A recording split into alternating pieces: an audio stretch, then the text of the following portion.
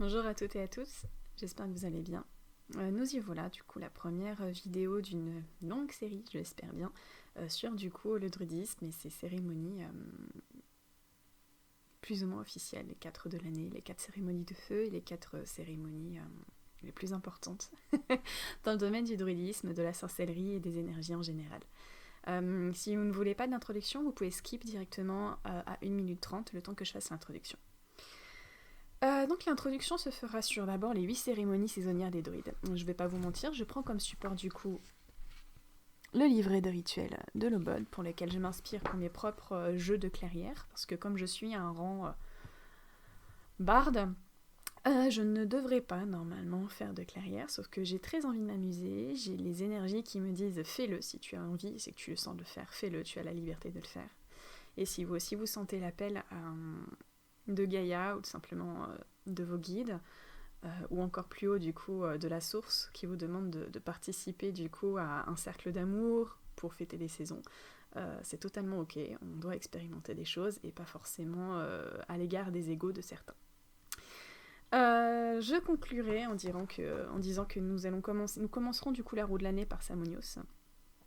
Et comme le temps passe vite, je vais du coup directement faire l'introduction des 8 cérémonies saisonnières. Bien des choses dans l'ordre sont véhiculées à travers des cérémonies symboliques, et non par des mots. Lors d'Alban Eilir, nous avons vu le feu du printemps qui brûlait dans l'encensoir. Lors d'Alban Elfed, qui sont du coup 2 fêtes des saisons, vous avez vu le blé comme symbole de la maturation de toute chose pour donner le bien, présenté par le jeûne, le mabon de l'ordre. Tout en février, nous avons peut-être assisté au premier labourage et à l'ablution du visage de la terre-mère. En mai sont venues les fleurs du printemps. Et c'est ainsi que nous passons, alternant les albanes et les fêtes du feu, franchissant les arcades de l'année, selon le rythme précis, vous donnant quelque chose de l'ancien et du permanent, qui vit et donc qui est également nouveau. Nouin. Alors les albanes, ce sont les équinoxes de l'année, donc les 4 équinoxes qui sont, là je prends le support, donc Imbolc, Belten, Lughnasadh et Samhain. On commence par Samhain évidemment, mais là c'est parce que il est représenté, du coup je vous le montre vite fait. Comme Imbolc, Belten, ce sont les 4 équinoxes. Et du coup, les 4 fêtes de feu, comme je viens de le dire, qui sont du coup les fêtes, les rituels, les portails d'entre-deux. Au cœur de la pratique spirituelle druidique se trouve la célébration de 8 époques spéciales de l'année, les solstices et les équinoxes. Les 4 cérémonies des jours, dits les quartiers croisés, que l'on a souvent désignés au nom des fêtes celtiques du feu. En suivant l'enseignement bardique, pendant l'année à venir, donc coucou c'est pour moi, tâchons nous aussi de marquer ces 8 occasions spéciales. Si par bonheur, moi je ne fais que les 4. Après je fais aussi les pleines lunes, et comme je le disais, c'est un choix spécial. Si par bonheur vous assistez à un rassemblement de l'ordre, oui,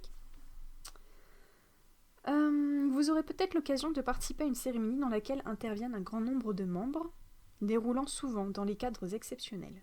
Donc si vous avez une clairière des membres de Lobod qui se fait à côté de chez vous, on peut voir ça sur Instagram, sur Facebook, sur les réseaux, quels qu'ils soient. Moi j'y suis allée et je vous convierai tout simplement avant de faire du coup, de passer à la pratique concernant votre propre cercle, votre propre clairière, de l'expérimenter en fait avec des druides qui sont locaux ou en Bretagne, membres de Lobod, parce qu'il y a plusieurs membres en général. Il y a la Gorsette, où est-ce qu'il faut parler celte gallo-breton, c'est un peu pareil, j'ai envie de dire le gallo ou le breton, de préférence les deux, et c'est pour ça que là-bas les études sont un peu compliquées pour devenir druide. La franc-maçonnerie, qui est du coup avec des loges et des hiérarchies, qui est encore un autre système druidique que je n'apprécie pas forcément, mais ça c'est mon cheminement et ma liberté de penser. Et le dernier, du coup, Lobod, sur lequel je m'appuie en institution et en spiritualité. Donc voilà, juste si vous avez l'occasion de le faire avec Lobod en France, en Suisse ou dans le monde, faites-le. Vous allez sur le site OBOD sur Google et vous tomberez sur des clairières. Et si jamais vous passez dans le coin de Crozon, donc Finistère, la presqu'île de Crozon, n'hésitez pas non plus à m'envoyer un message. Je serai ravie de vous compter parmi nous en tant qu'invité pour du coup faire la ronde de célébration et d'envoi d'amour universel et d'amour inconditionnel à notre terre Gaïa et à ceux dont on a besoin d'envoyer de l'amour. Nous revenons du coup. Peut-être vivez-vous une cérémonie de Beltane sur les plages de l'île écossaise d'Iona, sautant par-dessus les grands feux de bois flottés. Alors oui, en France, ça on ne le fait pas, mais j'ai vu des vidéos parce que je suis l'Obod du suivre. Je suis l'Obod Écosse et Irlande sur leur plateforme YouTube également et Facebook. Et ils sont géniaux parce qu'ils font du coup des soins énergétiques en live. Mais également quand ils font les 4 heureux de l'année dans leur pays, c'est juste incroyable, j'ai les étoiles plein les yeux, parce que du coup ils font vraiment les choses en grand, ils font des feux de Saint-Jean auxquels il faut passer au travers, ils ont vraiment repris les anciennes traditions, où est-ce que le feu est purificateur, et avec lequel il faut faire toute une célébration et une cérémonie, donc avec l'énergie et l'esprit de feu, pour pouvoir justement se purifier, se projeter en avant. Et par exemple, j'avais lu que, je sais plus si c'est Beltane ou Lunasad, non je crois bien que c'est Lunasad, où en fait les jeunes couples qui veulent se marier doivent passer au-dessus d'un feu, donc un feu qui est étalé sur le sol, pour pouvoir demander à l'esprit feu et à l'esprit terre de bénir en fait leur future union. Et c'est pareil, les nouveau-nés, les mamans prenaient les nouveau-nés dans leurs bras et on faisait passer du coup pareil maman et nouveau-nés au-dessus de feu pour pouvoir les purifier de leurs anciennes expériences karmiques, de leurs anciennes de ce qu'ils ont vécu pendant 9 mois pendant la grossesse, et également pour les purifier et du coup les baptiser avec le feu. Et ça on ne le fait pas en France par exemple. Et j'ai envie de le faire. Alors moi ça va être compliqué parce que du coup la Gadjar, comme je le disais, c'est un endroit qui est clos parce qu'il fait partie du patrimoine historique. Enfin il n'est pas à UNESCO mais il fait partie du patrimoine de notre ville, patrimoine historique de notre ville de Camaret-sur-Mer. Et par conséquent je ne peux pas y amener du feu. Donc moi ce que je vais faire c'est que par exemple je prends une marmite pour représenter le Dagda et je mettrai une bougie au fond pour que l'esprit feu soit avec nous. Et histoire que la bougie, du coup, ne soit pas oscillée ou éteinte avec l'esprit de l'air. Bref. Donc voilà. Il sautait par-dessus des grands feux de bois flottés, où vous pourriez célébrer le solstice d'été, donc Lunasad, au sommet du Thor de Glastonbury, ou dans le cercle sacré de Stonehenge.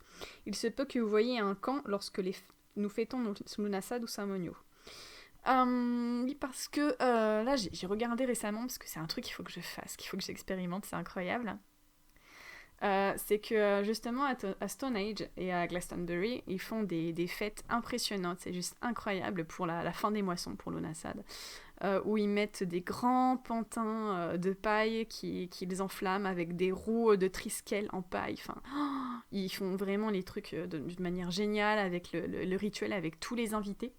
Donc il y a des énormes cercles énergétiques en plus, parce qu'on fait ce qu'on appelle communément un lettre de lumière, et c'est-à-dire en fait on fait revenir la terre de Gaïa et de la source de l'univers dans nos membres, dans notre corps, et on la fait diffuser dans nos mains. Et il faut savoir que dans le cercle on se tient les mains les uns les autres et on fait diffuser cette énergie divine ainsi que la nôtre pour pouvoir du coup faire circuler cette énergie afin que tout le monde puisse être en raccord dans cette Lightning Bless.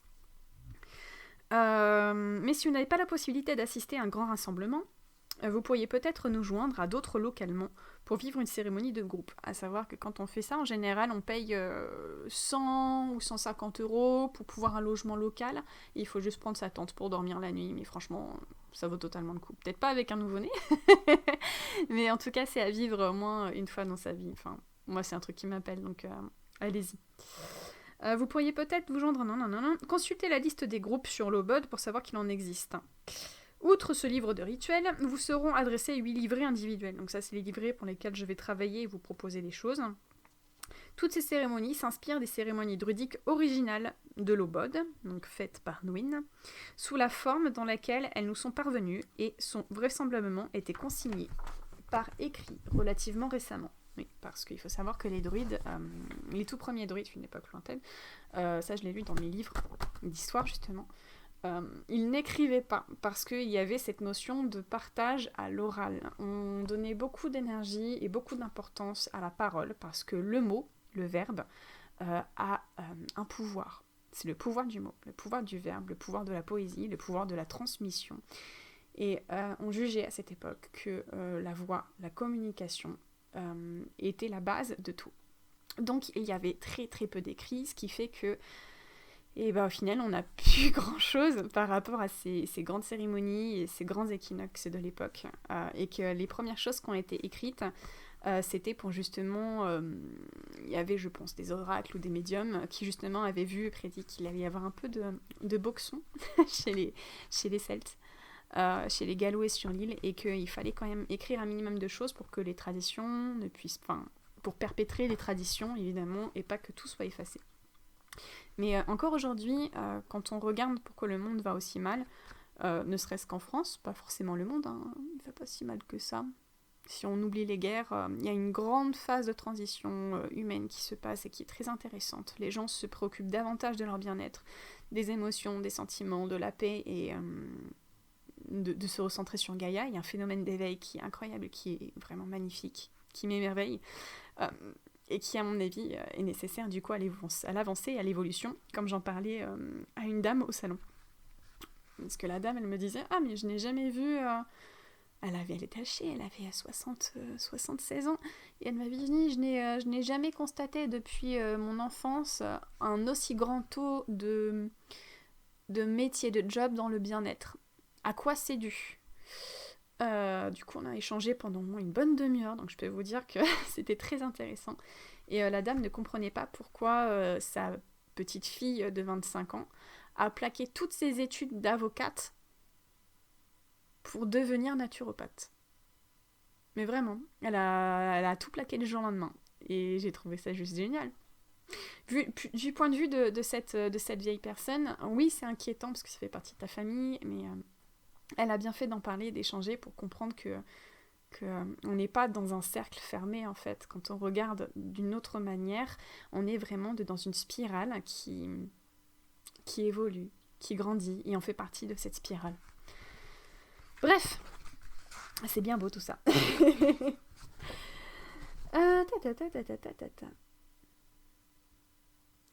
Alors, la cérémonie de Samonios peut bien remonter plus loin encore que la période où George Watson et MacGregor Reid exerçaient leurs fonctions dans l'ordre, puisqu'elles ont été adaptées par Nwyn à partir d'une cérémonie druidique bretonne. Ces cérémonies, les 4 équinoxes et les 4 de l'année, puisent ostensiblement leur inspiration, ainsi qu'une grande part de leur contenu dans les écrits de la période de la Renaissance druidique, qui à leur tour se sont souvent inspirés d'œuvres plus anciennes. Ceci dit, leur style porte l'empreinte d'un autre temps. L'évolution, la spirale, comme je le disais. Elles sont très formelles et dans les années récentes, il nous est apparu qu'elles dégagent parfois, si on les utilise en l'état, un air quelque peu désuet, reflétant l'esprit d'une époque révolue. C'est bien d'en parler, merci Lobod. Pour cette raison, et parce qu'elles sont difficiles à adapter à l'usage en solitaire ou même en petit groupe, parce qu'il faut représenter en fait les 4 roues de l'année, je vous explique. Quand on fait une cérémonie, un rituel où vous voulez vous amuser à faire un portail druidique pour invoquer l'esprit de sa main, l'esprit de Beltane, de Lughnasadh ou d'Imbolc, en général il faut être 4. 4 pourquoi ? 4 pour représenter les 4 hémisphères, pour représenter les 4... entre guillemets, divinités primordiales, mais moi, en fait, les divinités du panthéon celtique, pour moi, je les vois en guide. Tous les dieux du monde sont des guides, et en fait, il n'y a qu'un seul créateur de tout ce qui est la source et l'étoile. Vous pouvez être ok ou pas avec ça, mais moi, je suis beaucoup plus à l'aise à dire que les dieux sont des guides, on peut les sentir, on peut les voir autour de nous, et quand on prie, ils peuvent être présents ou non. En général, ils sont présents. Et ils ont une énergie particulière, une énergie différente, mais ce n'est pas l'énergie de la connexion. Et outre cela, donc les 4 pôles, pour demander aux 4 esprits, aux 4 dieux, aux 4 guides de nous aider à ouvrir les portes. Vous pouvez également en fait prendre une personne, donc 4 personnes, une personne avec laquelle elle va avoir plus d'affinité entre... alors, en haut c'est le Dagda, c'est la sagesse. Alors le Dagda, il me semble que c'est la terre, donc En haut, quelqu'un qui va représenter la terre et la sagesse. En bas, quelqu'un qui va représenter, donc au sud, le nord. Au sud, ça va être Lugh, la passion et le feu. À l'est, ça va être Yule, l'air et le faucon. Donc représenter l'air, la légèreté, l'esprit du lâcher-prise. Et à gauche, ça va être du coup l'esprit du saumon de la sagesse, de la création et de l'eau. Et je me rappelle plus là. Alors il y avait Yule et Anna. Anna, la déesse de la création. Ou Ceridwen. Enfin, dans tous les cas, c'est une des déesses du panthéon celtique. Je me prends pas la tête avec les noms. Sachant que dans un autre groupe dans lequel je fais partie, Sisterhood of Avalon, qui reprennent du coup les 9 déesses du panthéon celtique pour l'ordre d'Avalon arthurienne, elles n'utilisent pas du tout ce système-là, donc c'est ok, c'est juste que pour la création et l'eau, normalement ça devrait être une femme, ce que je peux comprendre en tant que du coup nouvelle maman dans ce monde. Donc voilà, représenter 4 personnes pour ouvrir du coup les 4 portails. Voilà pour la petite parenthèse, enfin grosse parenthèse. Ces cérémonies, nanani nanana. Alors, le rituel et la poésie dans le monde des gestes. Le rituel est la poésie dans le monde des gestes. Certains lecteurs seront habitués au rituel ou ne rencontreront pas de difficulté à se mettre et employer le rituel pour célébrer les saisons. Mais bien des personnes éprouvent une certaine ambivalence envers le fait d'effectuer ou de participer à des cérémonies. Elles ont vécu tant de rituels vides de contenu au cours de leur vie, que ritualiser peut leur sembler n'être que du théâtre, ou bien elles peuvent se sentir embarrassées ou peu accoutumées à s'exprimer d'une manière sacrée. À l'autre extrême, le rituel peut parfois sembler tout le contraire de vide et de superficiel, et peut sembler lourd de danger, la province de l'occulte ou des forces inconnues se trouvant invoquée. Donc, comme je vous le disais précédemment, ça dépend des intentions qu'on veut mettre dans ce cercle. Et du coup, des 4 pôles, des 4 personnes, c'est pour ça que pour moi, le faire seul, on peut le faire seul, c'est sympa à un moment donné de le faire seul, mais c'est beaucoup plus intéressant de le faire en partie avec d'autres personnes, de manière à avoir plusieurs retours, de changer les choses pour évoluer et ressentir les choses de la meilleure des manières. Ressentir et envoyer de l'amour. Et surtout ne pas tomber dans l'ego. Quand on est seul, c'est plus facile d'avoir peur dans le phénomène de la solitude, d'avoir plus confiance en soi dans la solitude et par conséquent en fait être beaucoup trop jugeant pour soi alors qu'on doit juste se lâcher la grave pour s'amuser. Et au contraire, si on est trop dans l'amusement, être trop dans l'ego et pas assez en fait dans le spirituel et pas assez dans l'énergie. Le problème de base, il est juste là. Et c'est ce qu'il vient de dire du coup. Vu les sentiments, les idées que le rituel suscite parfois en nous, donc là par exemple pour sa main, on ouvre les portes pour quand même le monde de l'invisible, le monde des morts, on fait venir les esprits à nous pour qu'ils puissent nous dire bonjour. Les idées que le rituel suscite parfois en nous, il est important que nous comprenions bien sa valeur et sa finalité quand il sert au travail druidique et bardique. Notre façon d'envisager le rituel est qu'il remplit les fonctions suivantes lorsqu'il est mis en œuvre dans un esprit approprié. Alors, il y a des petits tirés. Petit 1, à quoi ça sert ? Il nous aide à altérer notre conscience et, en particulier, créer des conditions propices au contact avec des sources de perception, de sagesse et de force. Petit 2, il nous aide à prendre conscience de la nature sacrée du temps et de l'espace dans lequel nous sommes et nous donne l'occasion de reconnaître, de célébrer et de jouir pleinement de ce temps, donc de l'instant présent, de passer un moment entre nous. 3.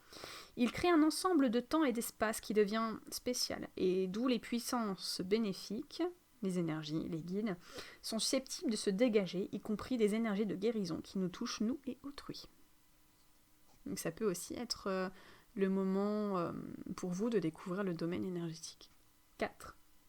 Il met en place un moyen pour nous d'exprimer l'interconnexion plus profonde qui nous relie tous les uns aux autres. Donc, en d'autres termes, de voir qu'il y a une source, une étoile qui nous permet à tous de nous connecter, comme je le disais tout à l'heure avec la méditation light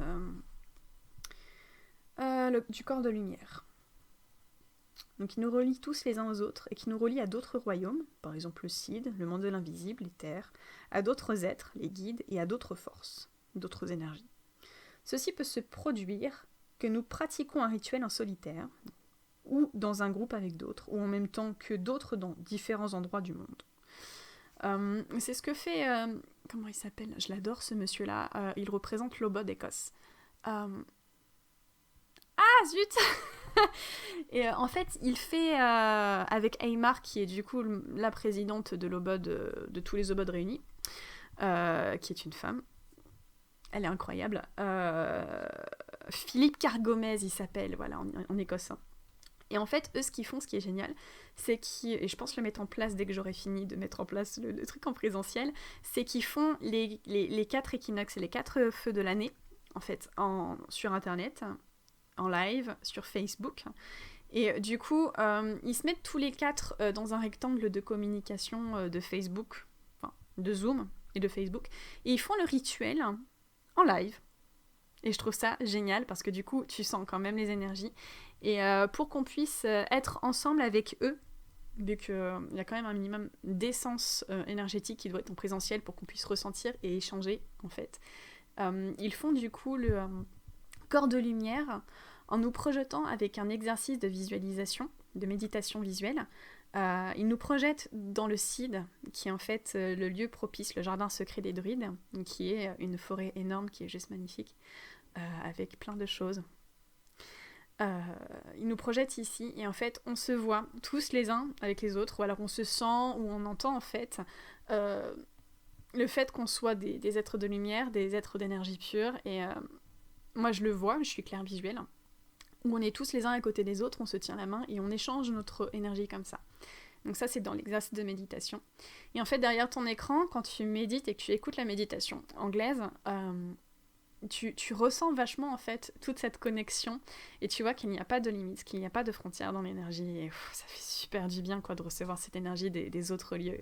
Surtout quand t'es citadine, que t'es en plein milieu d'une ville comme Paris ou comme Brest, et que, en fait, t'as besoin de te reconnecter à des énergies beaucoup plus humaines, beaucoup plus douces, bienveillantes, et tout de suite, ça match, quoi.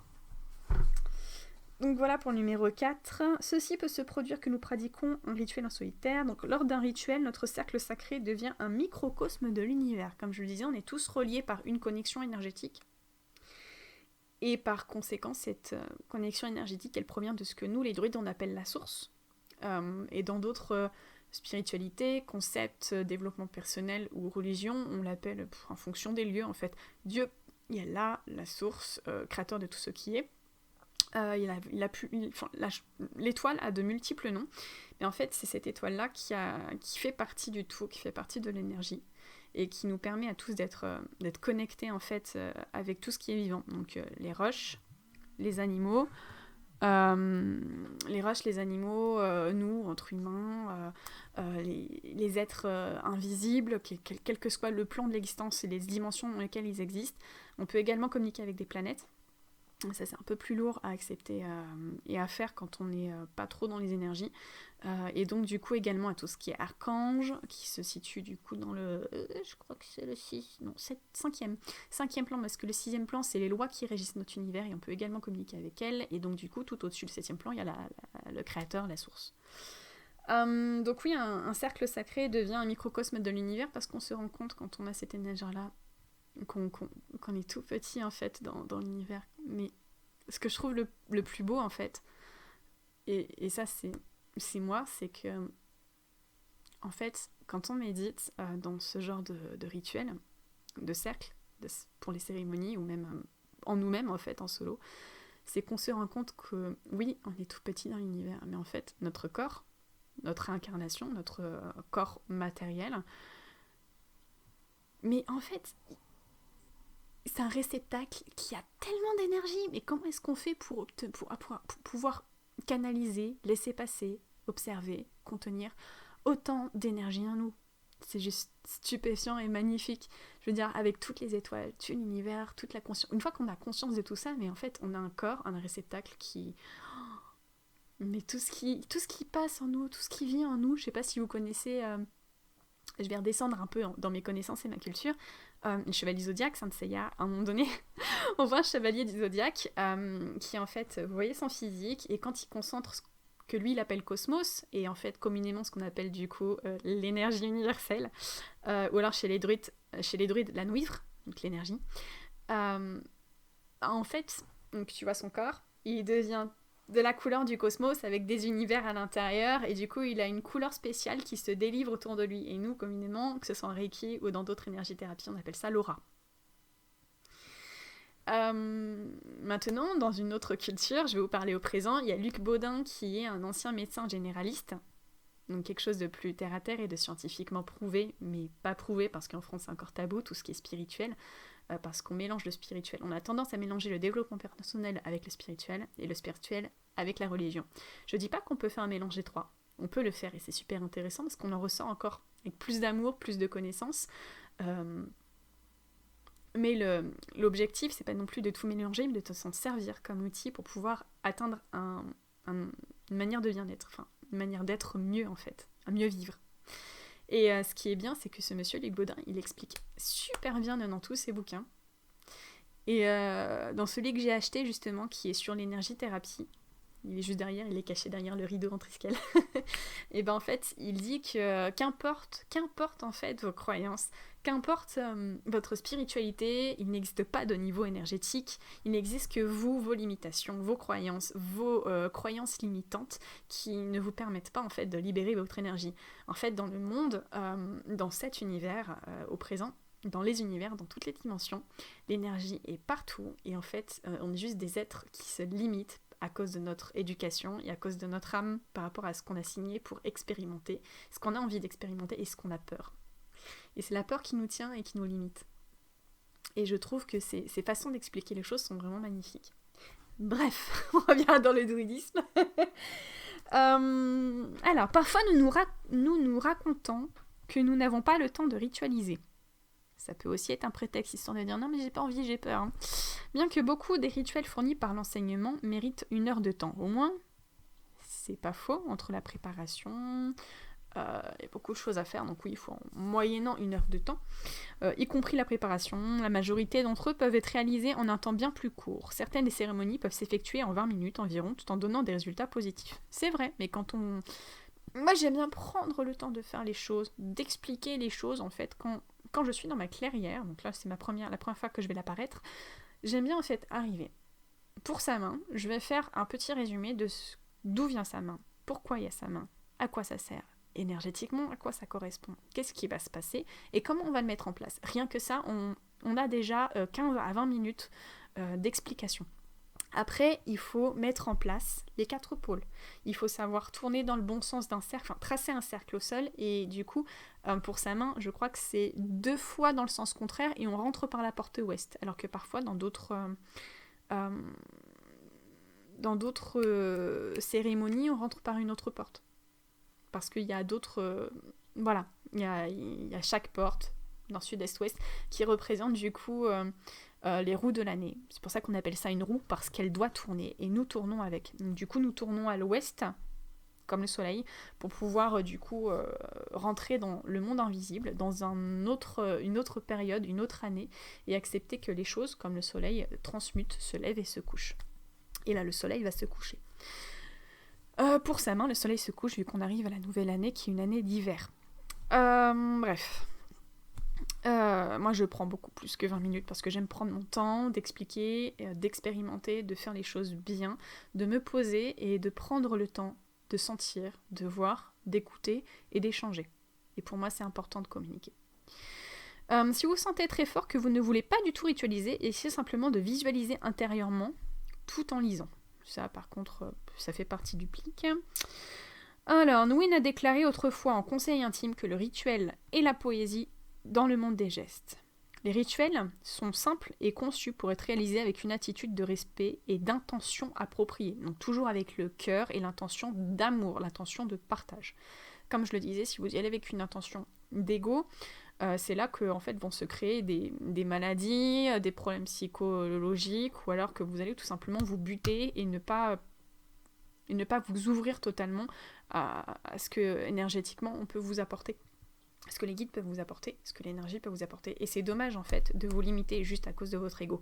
Pensez à vous ouvrir, à être curieux, prenez ça comme un jeu. Soyez curieux de découvrir, soyez heureux de ce qui peut s'ouvrir à vous. C'est juste magnifique. Il n'y a rien de mal qui peut se passer. Alors, donc son corps, tu peux traiter avec une attitude de respect et d'intention appropriée. Effectué de cette manière, ils deviennent un outil très efficace pour modifier la conscience, énergie-thérapie, puis puiser dans des ressources intérieures et pour générer des énergies bienfaisantes et bénéfiques. Et oui, quand on fait un bon cercle, parce que j'en ai fait pratiquer entre quelques-uns avec du coup mes confrères de l'Obod et du coup mon tout premier maître, j'aime pas du tout ce mot-là, si c'est pas en adéquation avec lui, tuteur, voilà, en tant que cheminante, en fait, tout simplement que ce soit avec lui ou avec les autres, les intentions étaient différentes. Il y en a un avec qui c'était théâtralisé et très sombre, il fallait pas rire, c'était pas un moment de bonheur et de gaieté, mais par contre avec l'Obod, c'était beaucoup plus joyeux, beaucoup plus léger, beaucoup plus aérien, et les énergies étaient incroyables. Mon mari était avec moi dans les deux, et s'il pouvait un jour témoigner en fait de ça, je pense qu'il dirait la même chose, en concentrant en fait l'Obod par quelque chose qui a été merveilleux en fait à vivre dans l'instant avec la clairière, quoi. Donc il se peut que vous soyez déjà expérimenté un rituel à travers votre pratique de la Wicca peut-être. Oui, alors Wicca, l'herbe des chamans, tout ça, ou autrement. Ici, dans le rituel druidique, vous remarquerez bien des similitudes, mais aussi quelques différences, et vous pourriez bien choisir d'aborder la pratique de ces 8 cérémonies avec une attitude de néophyte. Un esprit de débutant, comme on l'appelle en bouddhisme zen. Plus loin dans le cours, il y aura un cours supplémentaire qui traite des rapports existants entre le druidisme, le Wicca, le chamanisme et le paganisme, mais plutôt que de nos autres. Bon, ça je skip. Je parle vite parce que moi ça ne me parle pas. C'est pas quelque chose qui me parle. Parce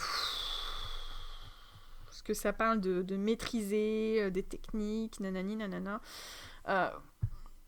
Parce que en fait, dedans les cercles, à un moment donné, avec un bâton, il faut savoir faire des figures géométriques dans l'espace de manière spécifique pour ouvrir les portes. Alors, moi je suis une petite filoute. Ce que je fais, c'est que comme je fais du Reiki et que je suis initiée niveau 3 bientôt, je connais du coup des figures de portes à ouvrir. Et ça, je vais le partager avec vous, mais c'est de l'expérience. Il existe un portail que tout le monde connaît en Bretagne, même dans le monde entier en fait. Un qui est vraiment celtique, on le voit partout et qui nous repose et qui nous donne une sensation de joie, en fait. C'est le Triskel. Le Triskel est un symbole. Je suis heureuse rien que d'en parler. C'est que le Triskel, en fait, est un symbole de rituel qui permet, en fait, d'ouvrir une porte vers la gaieté et le bonheur. Mais il représente surtout, en fait, l'être matériel, petit 1. Petit 2, du coup, notre aura et notre figure spirituelle. Petit 3, la troisième branche, du coup, la figure de l'âme et des vies antérieures. Et du coup, hop, le milieu, donc le triangle du milieu, il désigne du coup la source, la connexion entre du coup nos 3 êtres. Donc ça, c'est normalement le vrai symbole du Triskel et à quoi il sert lors des cérémonies. Donc moi, plutôt que de suivre, je les ai tous lus, suivre la pratique et la théorie à 3000%, j'aime bien expérimenter et proposer des choses qui ont un sens pour moi. Et pour moi, en fait, ce qu'ils proposent, ça n'a aucun sens. Pas parce que ça marche pas ou quoi que ce soit. Si on met l'intention énergétique, ça fonctionne. Mais moi, c'est pas ce que je vais apporter, en fait, dans ma sphère évolutive, dans mon cercle évolutif. Moi, ce que je veux apporter, c'est vraiment cette idée de fraîcheur, d'outils qu'on trouve partout et qui n'ont jamais été utilisés à bon escient. Donc là, je vais utiliser le Triskel, qu'on voit partout, mais que peu de personnes utilisent au final, et du coup le Shikurei et le Seiyeki en Reiki, du coup, qui sont également des figures de rituel dans l'espace et qui permettent du coup d'envoyer de la guérison à distance. Voilà, par exemple. Et ça, par exemple, on ne le fait pas du tout pendant les cérémonies. Et je prendrai un temps pour le faire et envoyer de l'énergie de guérison à distance. Avec l'Ancha de Slovan. Enfin bref, ça c'est encore autre chose. Donc formulé au +5, chaque cérémonie peut être un but. Alors, l'ouverture et la clôture sont identiques. Alors, eux, c'est ce qu'ils disent. C'est vraiment juste en fait le fait de faire 2 fois le tour des sens contraires d'une aiguille d'une montre autour et rentrer par l'ouest en premier. Donc c'est vraiment juste la marche à l'envers quand ils disent que c'est refait. La plupart des cérémonies de groupe sont redirigées pour être réalisées dehors, parfois avec un feu central. Pourquoi ? Parce qu'en fait, c'est le feu central qui va purifier vos vœux. C'est-à-dire que dans toutes les cérémonies que j'ai faites, que ce soit avec Lobod ou avec mon tout premier tuteur, et je les remercie pour ça, c'est qu'ils mettaient toujours une marmite, on appelle ça un garandri, je me rappelle plus le nom, galop. C'est un énorme chaudron en fait avec, je vais vous parler en fait de la petite chandelle dedans, qu'on met au milieu du cercle. Et en fait, au début de la cérémonie, on demande à tous les participants de prendre un bout de corde, un bout de tissu, ou alors un papier avec lequel tu vas écrire des choses. Et en fait, tu vas poser l'intention que tout ce que tu as travaillé, qui a émergé des profondeurs jusqu'à aujourd'hui, jusqu'à la porte de sa main, tout ce que tu as affronté durant le cours de toute cette année complète avant la Samin, d'une Samin à l'autre, ou d'une fête à l'autre, toutes les erreurs que tu as pu commettre, tout ce qui était trop lourd pour toi, les deuils, les décès, les divorces, qu'elles soient énergétiques ou matérielles, tout ce qui a été très très lourd pour toi à porter durant cette année, tu mets en fait cette intention depuis ton cœur dedans cet objet, donc ce sera du tissu ou de la corde, et de cet objet en fait, à un moment donné, une fois que les portes seront ouvertes avec le monde invisible à la Samin, tu le prends, tu t'avances, tu le mets dans le chaudron, tu reviens à ta place, et en fait le but c'est que y a un des druides qui est du coup le druide du feu, qui va venir et qui va du coup allumer la bougie, la chandelle ou le chaudron en fonction du temps, où est-ce que vous faites ça. Et du coup, il prononcera les quelques mots du maintenant que vous avez fini la première roue de l'hiver dans l'abondance, nous allons du coup manifester à ce que vous continuez à rester dans la lumière malgré l'hiver qui s'annonce. En d'autres termes, de manière métaphorique et énergétique, on demande, la personne qui est du coup régie par l'eau et le dieu loup et le feu, à tout simplement ouvrir une porte pour soulager l'hiver, soulager les personnes, soulager par guérison en fait orale, en donnant le feu de purification pour purifier en fait tous les maux que les personnes mettront dans le chaudron, afin qu'en fait la profondeur des blessures qu'on a en soi soit cautérisée du coup et purifiée par l'énergie et de l'esprit du feu. Je l'ai fait une fois, c'était génial. C'est une fois que tu mets le feu, tu vois le feu flamber, en fait, il y a un phénomène psychologique, énergétique qui se fait, et je ne saurais pas décrire les réels bienfaits que ça fait, parce qu'il faut l'expérimenter. Donc, expérimentez-le. Vous pouvez très bien le faire chez vous, en fait, si vous avez un petit cendrier ou un petit truc, une bougie.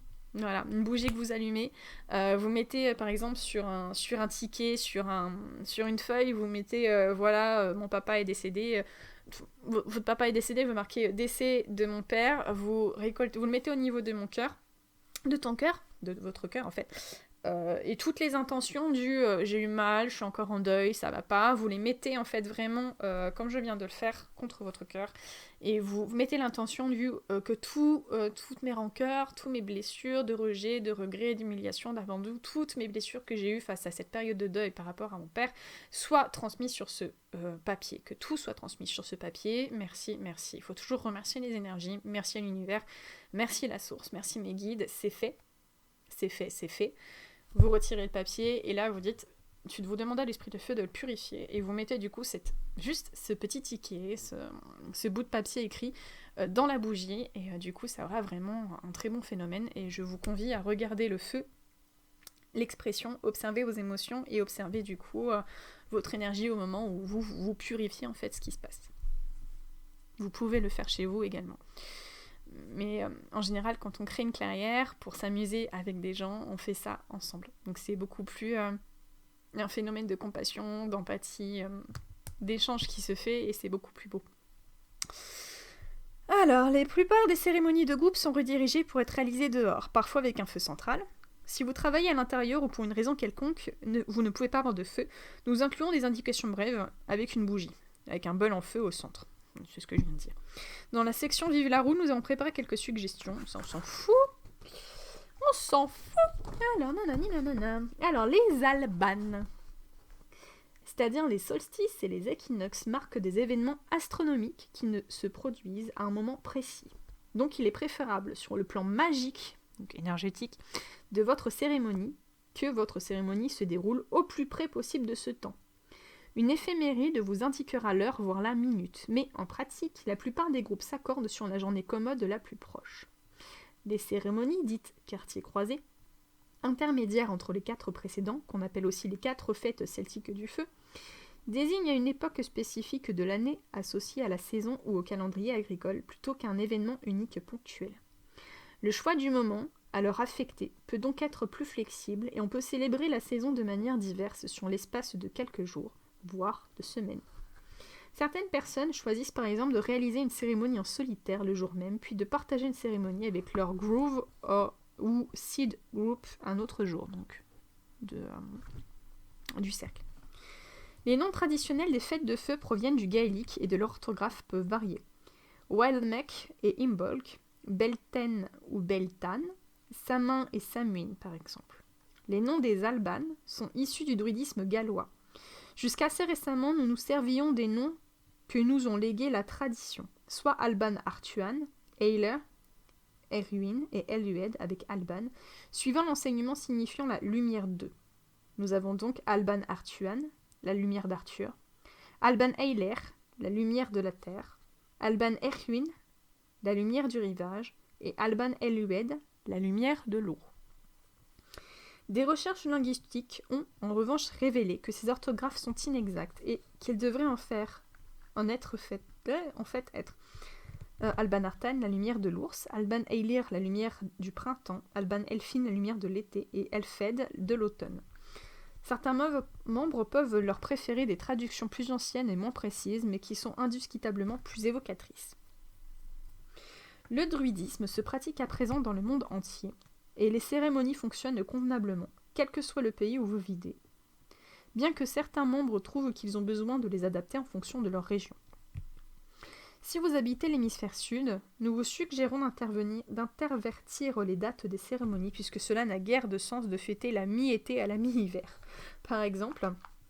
Et vous pourriez aussi souhaiter intervertir les attributs et les gestes rituels correspondant au nord et au sud, dans la mesure où le nord, dans l'hémisphère du sud, est le lieu de la lumière et de la chaleur, et qu'au sud se situe l'Antarctique, un lieu de froid et de l'obscurité.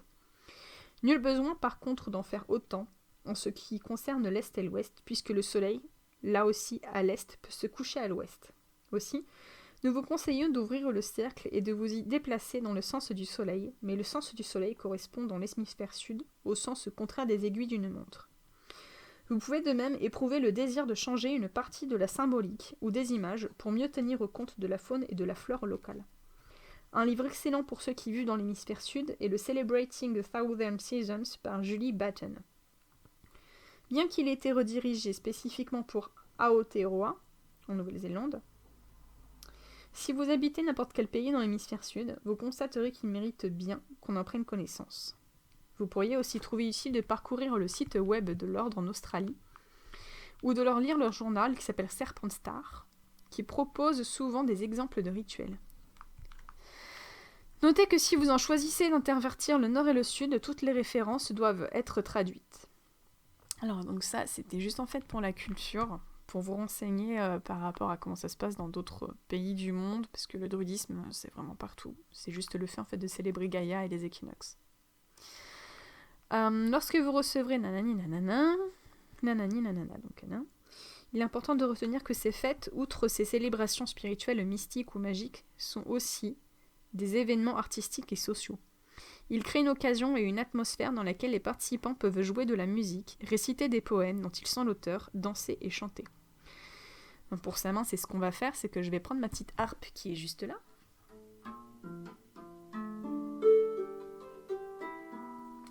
Ah. Pas accordé.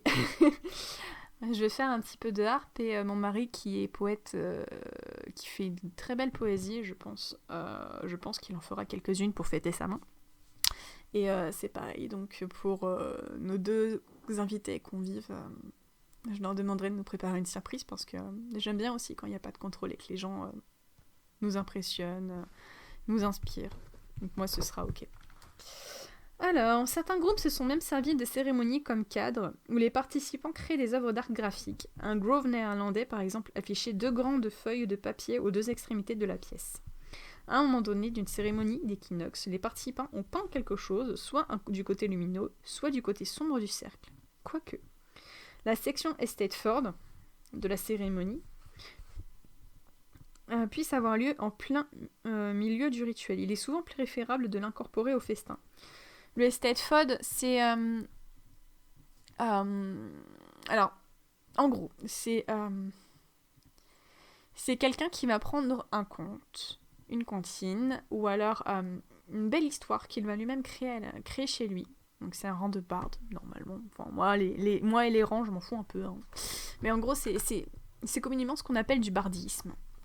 Ou un élément de conte. Quelqu'un va raconter une histoire pendant une soirée avec un instrument pour justement animer en fait les choses. Et à quoi ça sert ? Ça sert en fait de faire une mise en scène théâtrale par le biais d'un récit. Un jeu de rôle en fait qui permet en fait de mettre des mots, des émotions sur tous les faits de l'année qui se sont produits. Donc par exemple, nous cette année en 2023, en fait récent, on a eu des choses lourdes dont je ne parlais pas. Et au pire, vous avez vos propres inspirations en fonction de vos pays et en fonction des lieux où vous habitez. Vous mettez tout ça, vous le couchez en fait sur papier et vous en faites une histoire, un récit. Vous pouvez le conclure en poésie, avec des rimes, pour que ce soit plus marrant, ou alors tout simplement avec des mimes et des gestes de manière théâtrale, pour que ce soit plus stimulant. Donc voilà, c'est ça un estate fudge, c'est raconter une histoire pour légender ce qui s'est passé dans l'année.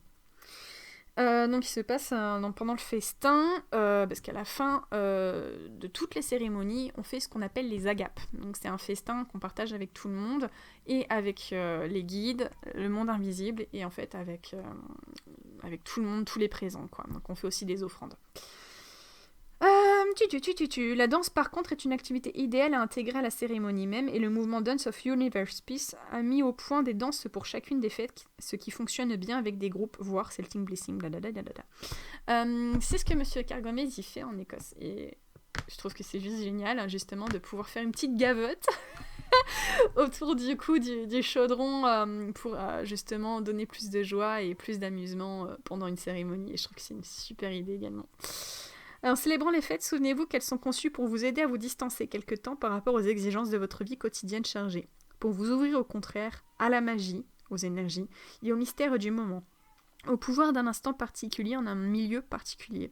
Elles sont prévues pour vous aider à célébrer et à vous faire réjouir de ici et maintenant.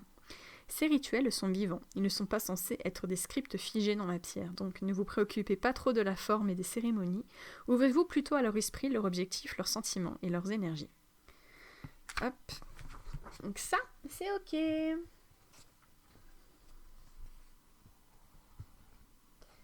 Hop.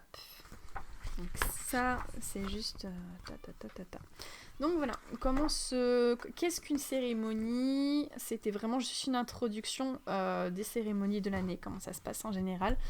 Si vous avez des questions ou quoi que ce soit, vous n'hésitez pas à m'en poser sur comment est-ce qu'on fait telle ou telle cérémonie. Comme je le disais, on ne fête pas sa main comme on fait Imbolc ou Lughnasadh. On ne fait pas une ouverture de porte comme une autre, parce qu'en fait, on régit avec une autre univers, et avec du coup une autre porte énergétique, et par conséquent, on peut réagir d'une manière énergétique et émotionnelle. Mais ça, je le présenterai dans une autre vidéo, c'est ok. Dans tous les cas, n'hésitez pas. Sur ce, moi je vous souhaite une belle journée parce que j'ai mon petit monstre d'Halloween qui s'est réveillé. Et puis je refais ma vidéo sous peu. C'est vrai que 50 minutes c'est long, mais il y a tellement de contenu et de choses à dire et de partage à vous donner que voilà, c'est ok pour moi. Je vous souhaite une belle journée, une belle soirée et à bientôt et amusez-vous bien.